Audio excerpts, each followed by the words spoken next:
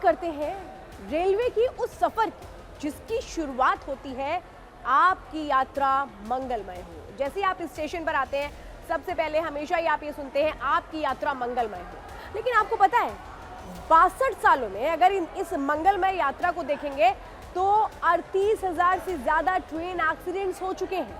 और हर train accident सवाल खड़े करता है कि आखिर अब आगे ऐसा ना हो, अब लगाम लग जाए। लेकिन ऐसा क्यों नहीं हो पाता है? सोचिए, अभी गोंडा में ही डिब्रूगढ़ एक्सप्रेस हादसे का शिकार हो गई।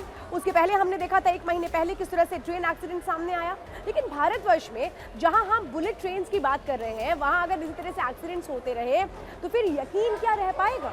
नहीं। अब चलिए जरा मैं आपको जल्दी से बताती हूँ कि 2004 से 2014 के बीच अगर आप देखेंगे तो औसतन हर साल कितने ट्रेन एक्सीडेंट्स होते थे? 171।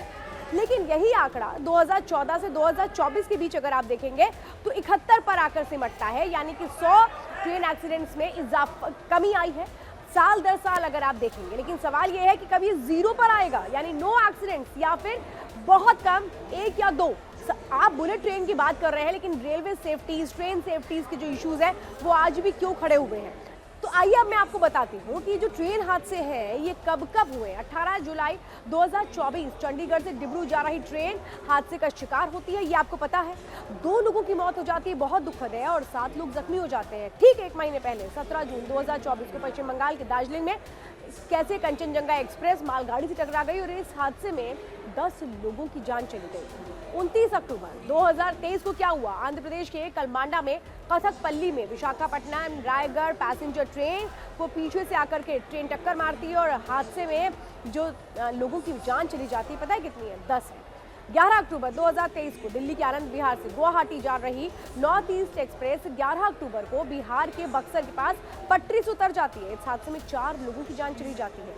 25 अगस्त 2023 लखनऊ से रामेश्वरम जा रही भारत गौरव ट्रेन में आग लग गई। इसमें 9 यात्रियों की मौत हो गई जबकि 20 लोग जख्मी हो गए। 2 जून 2023 को रेलवे में हादसे में एक और कड़ी जुड़ती है। ओडिशा के बालासोर में रेलवे का एक तरीके से जो ट्रेन है वो कोरोमंडल एक्सप्रेस एक मालगाड़ी से टकरा जाती है और इस हादसे में 3 ट्रेनें आपस में टकरा जाती हैं। हादसे में 300 से ज्यादा लोगों की जान चली जाती है, 1000 लोग जख्मी हो जाते हैं। आप अंदाजा लगाइए, तभी तो सवाल है, कई बार ट्रेनें डीरेल हो जाती हैं, कई बार सिग्नल की फॉल्ट होती है, कई बार यहाँ पर जो लोको पायलट्स है वो बता रहे होते हैं कि अंदाज़ा नहीं लग पाया। अब सवाल ये है कि रोका कहाँ जाए, क्योंकि भारत में अमूमन जनता अगर देखें तो अपने ज़रूरी कामों को निपटाने के लिए अगर एक राज्य से दूसरे राज्य जाना है तो ट्रेन का वो एक तरह से कहें कि इस्तेमाल करते हैं। अगर फैमिली के साथ घूमने जाना है तब ट्रेनों का इस्तेमाल करते हैं।